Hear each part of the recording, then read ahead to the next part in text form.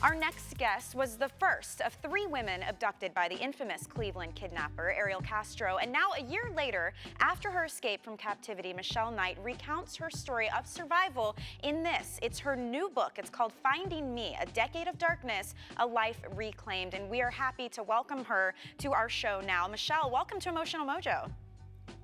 Well, thank you. I'm glad to be here. We're happy to have you. I mean, you are an inspiration to a lot of people. And for those who may not be familiar with your story, can you give us a quick recap of what happened to you back in 2002? You stopped at a store to ask for directions. Yeah, I stopped at a store, asked for directions, and shortly after that, I ended up being in a house for 11 years. And you know, from all the news reports, we know during that time in captivity, you and 2 other victims, Amanda Berry and Gina De Jesus, you endured unimaginable torture. I mean, what really happened in that house, and how did you find the strength to go on during that time?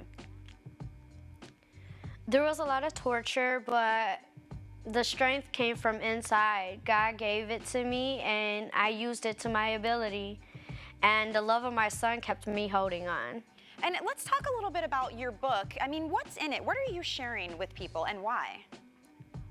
When I wrote this book, I wanted to share to the world my triumphs of life, my ups and downs, my turns arounds. And I wanted them to get the courage and the strength that I had to hold on and keep hope alive. And so as you're writing this book, I mean, essentially you're having to relive some of these moments. I mean, what was the hardest part for you while writing this book? The hardest part is actually writing the book and reliving everything all over again. Well, this is interesting too, because you've been the most outspoken of the 3 of you since you were freed. Does talking about it help you heal in some way? I mean, why have you chosen to share your experience, something so personal? For me, it was a healing process. It was to help me cope and be able to talk to people. And now I'm able to be free. I'm able to freely talk to people. Well, it helped me trust in that way.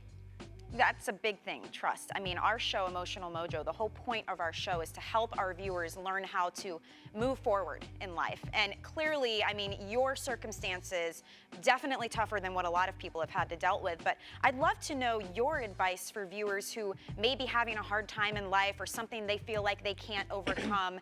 I mean, what's your advice to them to move forward in their lives? Even though everything is crashing down in life, smile even though it's raining, because it defines who you are, and make it a beautiful one. Don't make it horrible for yourself. Don't hold on to hate. Don't be consumed by it. Well, how are you doing now? I mean, now that you are free, obviously, but again, you're sharing your experience with others, so you are reliving it through television interviews like this one, the books you've written. I mean, how are you doing today? I'm doing good.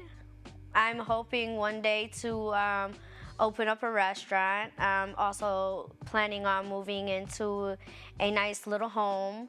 And I'm hoping shortly after that, one day, having a successful relationship, adopting a baby, or having one of my own, hopefully, if I can. Yeah.